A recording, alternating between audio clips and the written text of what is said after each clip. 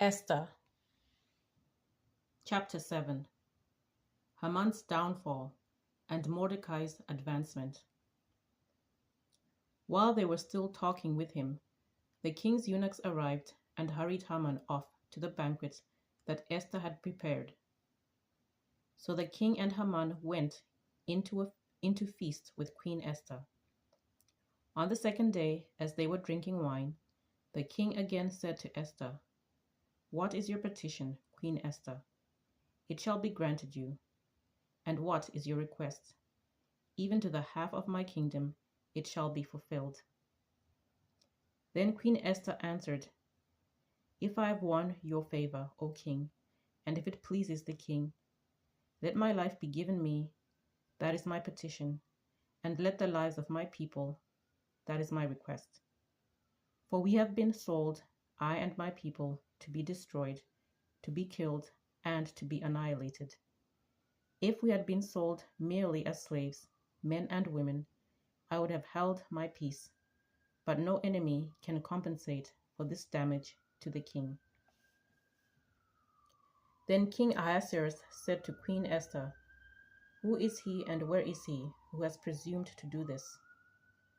Esther said, "A foe and enemy, this wicked Haman." Then Haman was terrified before the king and the queen. The king rose from the feast in wrath and went into the palace garden. But Haman stayed to beg his life from Queen Esther, for he saw that the king had determined to destroy him. When the king returned from the palace garden to the banquet hall, Haman had thrown himself on the couch where Esther was reclining. And the king said, "Will he even assault the queen in my presence, in my own house?" As the words left the mouth of the king, they covered Haman's face. Then Harbona, one of the eunuchs in attendance on the king, said, "Look, the very gallows that Haman has prepared for Mordecai, whose word saved the king, stands at Haman's house, 50 cubits high." And the king said, "Hang him on that." So they hanged Haman on the gallows that he prepared for Mordecai. Then the anger of the king abated.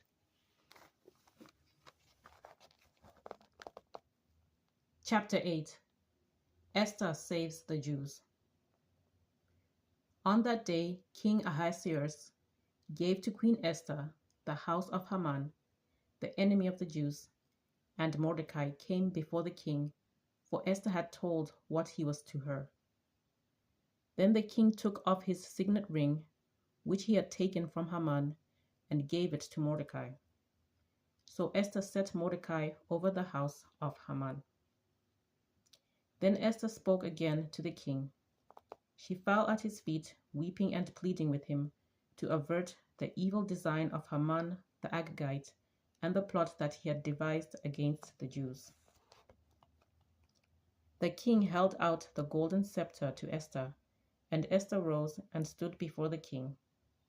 She said, "If it pleases the king, and if I have won his favor, and if the thing seems right before the king, and I have his approval, let an order be written to revoke the letters devised by Haman, son of Hammedatha, the Agagite, which he wrote giving orders to destroy the Jews who are in all the provinces of the king. For how can I bear to see the calamity that is coming on my people? Or how can I bear to see the destruction of my kindred?" Then King Ahasuerus said to Queen Esther and to the Jew Mordecai, "See, I have given Esther the house of Haman, and they have hanged him on the gallows, because he plotted to lay hands on the Jews. You may write as you please with regard to the Jews, in the name of the king, and seal it with the king's ring.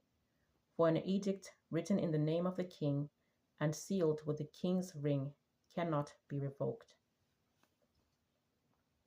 The king's secretaries were summoned at that time in the 3rd month, which is the month of Sivan, on the 23rd day, and an edict was written according to all that Mordecai commanded.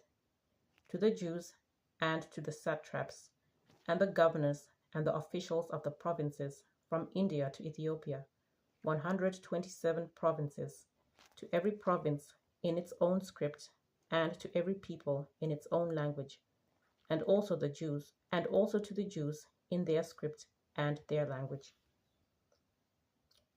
He wrote letters in the name of King Ahasuerus, sealed them with the king's ring, and sent them by mounted couriers riding on fast steeds bred from the royal herd. By these letters the king allowed the Jews who were in every city to assemble and defend their lives, to destroy, to kill, and to annihilate any armed force of any people or province that might attack them with their children and women, and to plunder their goods on a single day throughout all the provinces of King Ahasuerus on the 13th day of the 12th month, which is the month of Adar. A copy of the writ was to be issued as a decree in every province and published to all peoples, and the Jews were to be ready on that day to take revenge on their enemies. So the couriers, mounted on their swift royal steeds, hurried out, urged by the king's command. The decree was issued in the citadel of Susa.